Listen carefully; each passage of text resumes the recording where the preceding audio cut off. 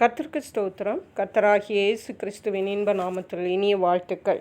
இன்றைய தியானத்திற்காக ஜெபித்த பொழுது தேவன் தந்த வசனம் அப்போஸ்தலர் எழுதின நடபடிகள் 20ஆம் அதிகாரம் 10ஆம் வசனம். உடனே பவுல் இறங்கி போய் அவன் மேல் விழுந்து அவனை அணைத்து கொண்டு, கலங்காதிருங்கள், இவன் உயிர் இவனுக்குள் இருக்கிறது என்றான். நம்முடைய கர்த்தராகிய இயேசு கிறிஸ்து மரித்தோரை உயிரோடு எழுப்புகிறவர் மட்டுமல்ல, நம்முடைய வியாதிகளிலிருந்து நமக்கு சுகம் தருகிறவர். இந்த இயேசு கிறிஸ்துவை பின்பற்றுகிற அவருடைய ஊழியக்காரர்களும் அவரால் அழைக்கப்பட்டவர்களும் அவருடைய பிள்ளைகளும் வியாதிகளை சுகமாக்கும் வல்லமையை அவர்களுக்கும் தேவன் கொடுத்திருக்கிறார். இன்றைய நாட்களிலும் இப்படிப்பட்ட காரியங்கள், மரித்தோரை உயிரோடு எழுப்புறது, வியாதிகளை சுகமாக்குவது தேவனுக்கு லகுவான காரியம். இன்றைக்கும் அவர் உயிரோடே இருக்கிற தேவன். நாம் தேவனுடைய சுகமாக்கும் வல்லமையை நம்முடைய வாழ்விலே நாம் பெற்று அனுபவிக்க வேண்டும். அதை தான் தேவன் நம்ம எதிர்பார்க்கிறார். நாம் வாசித்த இந்த வேத பகுதி பரிசுத்த பவுல் அப்போஸ்தலரை பற்றியும் அவருடைய ஊழியத்தை பற்றியும் சொல்லுகிறது.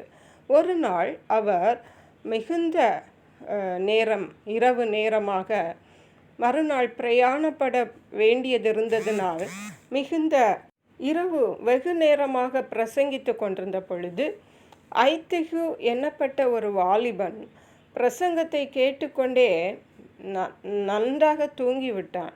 அவன் மேல் மாடியிலிருந்து 3ஆம் மாடியிலிருந்து அவன் கீழே விழுந்து மரித்தவனாய் எடுக்கப்பட்டான் என்று 9ஆம் வசனம் சொல்லுகிறது. பவுல் உடனே இறங்கி போனார். உடனே இறங்கி போய் ஐத்திகுவின் மேல் விழுந்து அவனை அணைத்து கொண்டு, கலங்காதிருங்கள், இவன் உயிர் இவனுக்குள் இருக்கிறது என்றான். பாருங்கள், அவர்கள் எடுத்தது மரித்து போன உடலை. ஆனால் பவுல் சொல்லுகிறார், அவனை அணைத்து கொண்டு அவன் மேல் விழுந்து, இவன் உயிர் இவனுக்குள் இருக்கிறது என்று சொல்லுகிறார். அப்புறம் பவுல் அப்போஸ்தலர் தன்னுடைய பிரசங்கத்தை தொடர்ந்து செய்து கொண்டே இருந்தார். 12ஆம் வசனம் சொல்லுகிறது, அந்த வாலிபனை அவர்கள் உயிருள்ளவனாக கூட்டி கொண்டு வந்து மிகுந்த ஆறுதல் அடைந்தார்கள். அந்த வாலிபன் பிழைத்து கொண்டான். அப்போஸ்தலர் எழுதின நடபடிகள் 19ஆம் அதிகாரம் 12ஆம் வசனம் சொல்லுகிறது, பவுலின் கைகளினாலே தேவன் விசேஷித்த அற்புதங்களை செய்தருளினார். அவனுடைய சரீரத்திலிருந்து உருமால்களையும் கச்சைகளையும் கொண்டு வந்து வியாதிக்காரர் மேல் போட வியாதிகள் அவர்களை விட்டு நீங்கி போயின. பொல்லாத ஆவிகளும் அவர்களை விட்டு புறப்பட்டன. அருமையான கர்த்தருடைய பிள்ளைகளை, இன்றைக்கு நம்முடைய தேவனாலே எந்த வியாதிகளையும் சுகமாக்க முடியும், எந்த பொல்லாத ஆவிகளை நம்மிடத்திலிருந்து விரட்ட முடியும். அவராலே கூடாத காரியம் ஒன்றுமில்லை.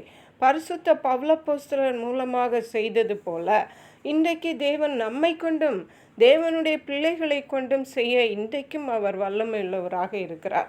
இதை நாம் விசுவாசிக்க வேண்டும். பவுலுடைய உருமால்கள், அவருடைய கச்சைகளை போட்டபோது அங்கே சுகம் நடந்தது. தேவனுடைய வல்லமை, சுகமாக்கும் வல்லமை நாம் பெற்றுக்கொள்ளும் பொழுது நாமும் சுகமடையலாம், மற்றவர்களையும் சுகப்படுத்தலாம்.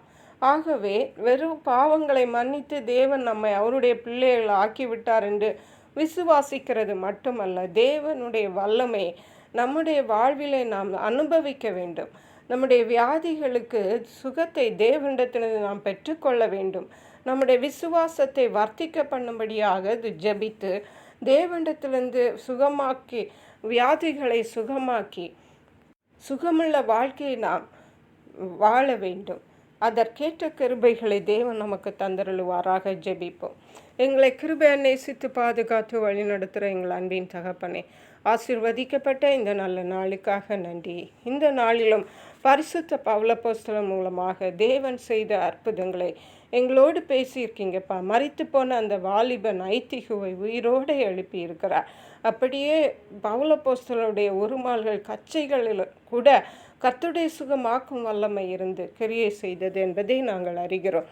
கர்த்தாவே, இந்த நாளிலும் எங்களுக்கும் அப்படிப்பட்ட வல்லமையும் விசுவாசத்தை நீர் தந்து எங்களை பிரயோஜனப்படுத்துங்க, சுகப்படுத்துங்க.